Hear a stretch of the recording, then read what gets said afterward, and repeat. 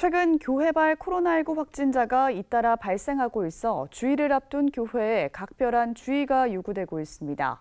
방역당국은 종교시설을 매개로 지역사회 집단 감염이 일어나지 않도록 방역수칙을 철저히 지켜달라고 거듭 당부했습니다. 오요셉 기자입니다. 오는 주일을 앞두고 한국교회의 코로나19 예방을 위한 각별한 노력이 요구되고 있습니다. 최근 코로나 감염 현황을 살펴보면 왕성교회와 수원중앙침례교회, 광주사랑교회 등 교회 관련 확진자가 다수를 차지합니다. 외부 확진자가 교회 소모임에 참가하면서 교회를 매개로 감염이 증폭되는 양상입니다.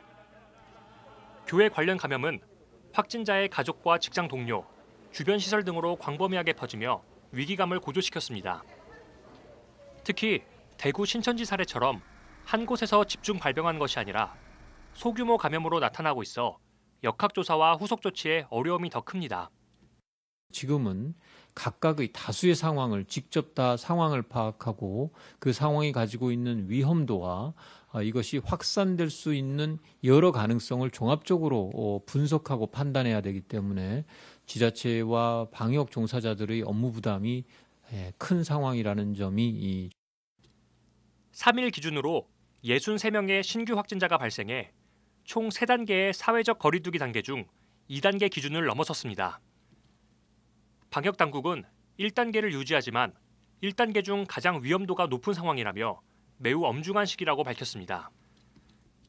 2단계로 돌입하면 실내 50명 이상, 실외 100명 이상의 모든 사적 공적 집합과 모임 행사를 금지하는 행정명령이 내려질 수도 있습니다. 이런 상황 속에서 한국기독교교회협의회와 한국교회총연합은 기자회견을 열고 코로나19 재확산을 막기 위해 교회가 준비 중인 여름 행사를 취소하거나 연기해 줄 것을 당부했습니다. 예장통합총회 또한 코로나19 제9차 대응 지침을 내놓고 주일 예배 외에 일체의 대면 모임을 자제하고 교회 안팎의 소그룹 모임도 자제해달라고 밝혔습니다. 부득이하게 진행하는 경우에도 일체의 숙박과 식사를 제공하지 않도록 당부했습니다. 방역당국은 교회의 이런 노력에 고마움을 표하며 이 같은 결정과 권고가 전국 각지에 있는 교단과 교회에 확산되고 실천으로 이어지길 바란다고 전했습니다. 당국은 주말 종교 행사와 소모임을 취소하거나 비대면으로 전환해 주길 요청하며 부득이한 경우 반드시 방역 수칙을 철저하게 준수해 줄 것을 부탁했습니다.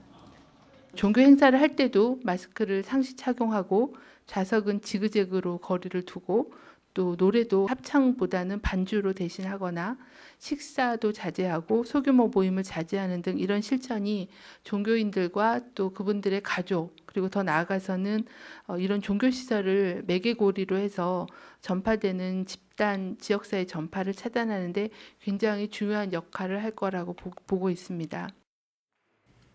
방역당국은 오는 주말 자신도 모르게 무증상 상태에서 가족이나 동료를 감염시킬 수 있다는 생각을 갖고 방역 수칙을 철저히 지켜달라고 거듭 당부했습니다. CBS 뉴스 오요셉입니다.